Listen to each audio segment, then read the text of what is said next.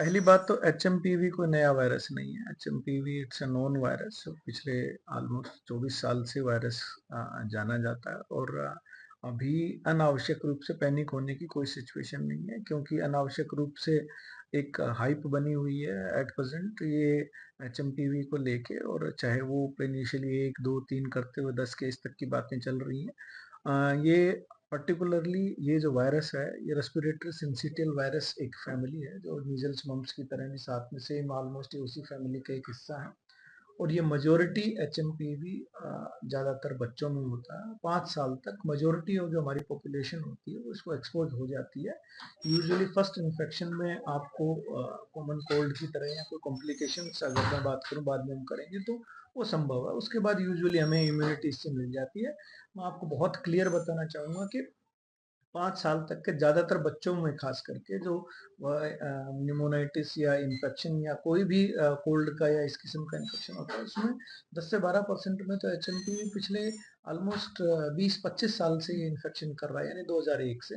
तो ऐसा कुछ नहीं है कि कोई नया वायरस है। और एक बार फिर मैं बताऊंगा, खास करके जो छोटे बच्चे हैं जो पहले 1 साल के हैं, उनको ये ज़्यादातर इन्फेक्ट करता है, और उसमें भी पहले 6 मंथ में मैक्सिमम इन्फेक्ट करता है। यूजुअली ये सेल्फ लिमिटिंग डिजीज है और ज़्यादातर बच्चे ठीक हो जाते हैं। कुछ ऐसे हैं जिनको ब्रोंकोलाइटिस ब्रोंकाइटिस या निमोनाइटिस हो सकती है ये कॉम्प्लिकेशन।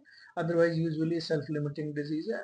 5 to 7 डेज मैक्सिमम जो है ये आपका सिम्टम्स इंप्रूव हो जाते हैं।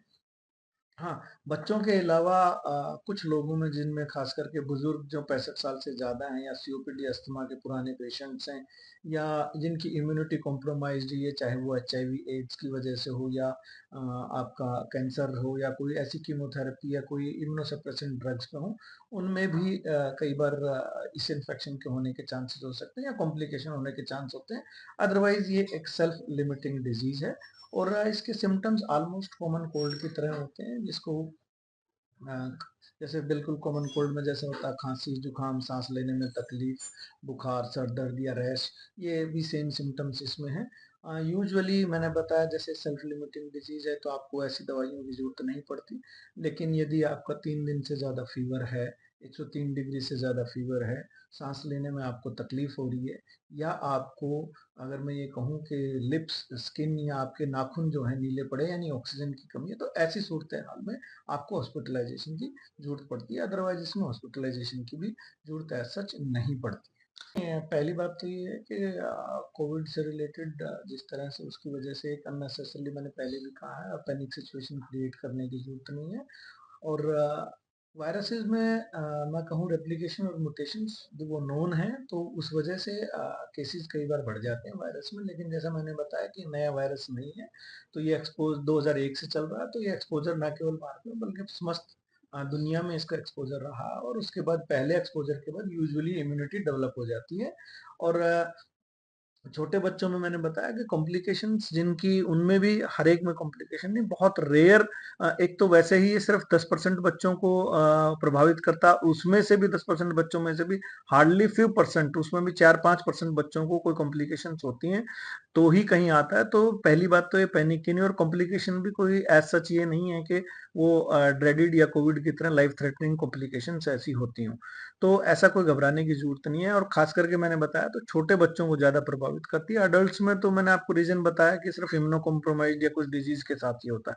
पैनिक सिचुएशन की जरूरत नहीं, और अनावश्यक रूप से टेस्ट की भी आवश्यकता नहीं है। टेस्ट भी सिर्फ उन्हीं लोगों के लिए जरूरत है जो बेहद गंभीर स्थिति में हो, या जिनके लिए हमने क्लियर कट गाइडलाइन की, जिनकी एडमिशन की रिक्वायरमेंट है, गंभीर स्थिति में है, जिनको अन्य टेस्ट कोई अगर जिनका पॉजिटिव नहीं आ रहा है, H1N1 या जिसको हम स्वाइन फ्लू कहते हैं, या कोविड या इट्स एक्सेट्रा, या और कोई सारे निमोनाइटिस रूल आउट हो गए, उस कंडीशन में एचएमपीवी कराने की आवश्यकता है। और अभी तक हमारा डेजिग्नेटेड प्लेस हरियाणा में रोहतक मेडिकल कॉलेज को किया गया है। बिल्कुल, रेस्पिरेटरी वायरसेस को या रेस्पिरेटरी इन्फेक्शन सभी में मोड ऑफ इन्फेक्शन जो है वही कॉमन होता है, यानी खांसने से, छींकने से।